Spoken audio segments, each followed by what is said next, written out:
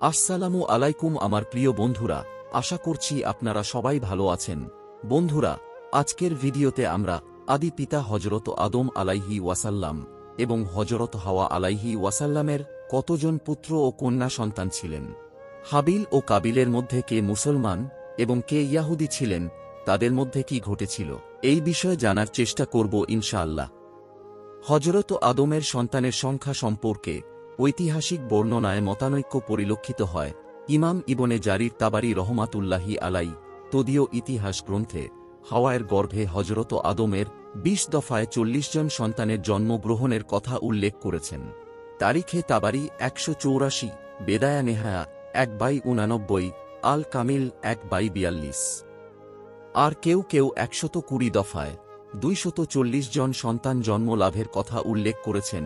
উল্লেখ্য যে উক্ত আদম সন্তানের অর্ধেক সংখ্যক ছেলে সন্তান, অর্ধেক সংখ্যক মেয়ে সন্তান ছিলেন, কেননা প্রতি দফায় একজন ছেলে ও একজন মেয়ে জন্মগ্রহণ করত।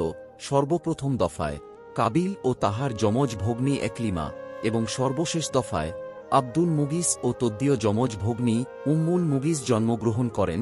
সিরাত ও বিশ্বকোষ ১/৮০। হাবিল ও কাবিলের কেউ ইয়াহুদি ছিলেন না, তারা উভয়েই মুসলমান ছিলেন। আদম সন্তান হাবিল ও কাবিলের মধ্যে বিবাহ সংক্রান্ত যে দ্বন্দ্ব দেখা দিয়েছিল, তা ছিল একই গর্ভ থেকে যে যমজ পুত্র কন্যা জন্মগ্রহণ করত, তখনকার শরিয়াতে তারা পরস্পর সহোদর ভ্রাতা ভগ্নী বলে গণ্য হতো ও তাদের মধ্যে বৈবাহিক সম্পর্ক হারাম ছিল। তাই আল্লাহ তাআলা প্রয়োজনের খাতিরে এক গর্ভের পুত্র সন্তানের সঙ্গে অন্য গর্ভের কন্যা সন্তানের বিবাহ বৈধ রেখেছিলেন।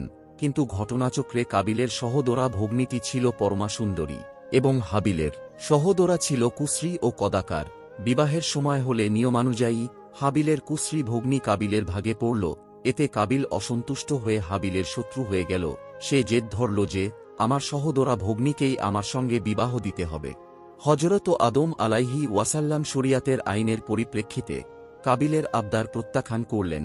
অতঃপর তিনি হাবিল ও কাবিলের মতভেদ দূর করার উদ্দেশ্যে বললেন, তোমরা উভয়েই আল্লাহর জন্য নিজ নিজ কুরবানি পেশ করো।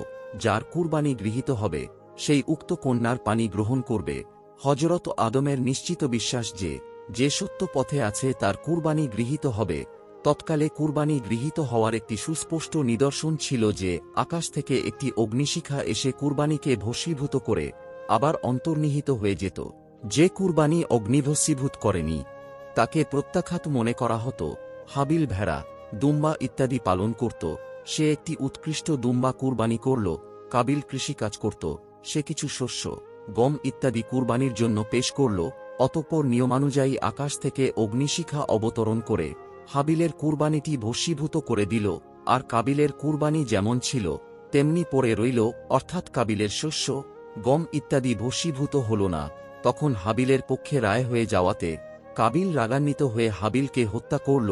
তো ইহাই ছিল পৃথিবীতে সর্বপ্রথম নরহত্যা। হে মহান পরম করুণাময় আল্লাহ রাব্বুল আলামিন, আপনি আমাদের সকলকে নামাজ পড়ার তৌফিক দান করুন। হে মহান আল্লাহ তাআলা, আমাদের সকলকে সঠিক বুঝ দান করুন, আপনার দেখানো পথে চলার তৌফিক দান করুন। হে মহান আল্লাহ পাক, আপনি সকল মুসলিম উম্মাহকে সকল গুণ অর্জন করার তৌফিক দান করুন, আমিন। তো বন্ধুরা, আমাদের আজকের এই ভিডিওটি এখানেই শেষ করছি। ভিডিওটি যদি আপনাদের কাছে ভালো লেগে থাকে তাহলে একটি লাইক করবেন এবং কমেন্ট করে আপনার মূল্যবান মতামত জানাবেন। আর এমন ধরনের ইসলামিক নতুন নতুন ভিডিও পেতে আমাদের চ্যানেলটি সাবস্ক্রাইব করে পাশে থাকা বেল বাটনটি প্রেস করে রাখুন। তো সবাই ভালো থাকবেন, সুস্থ থাকবেন। আল্লাহ হাফেজ।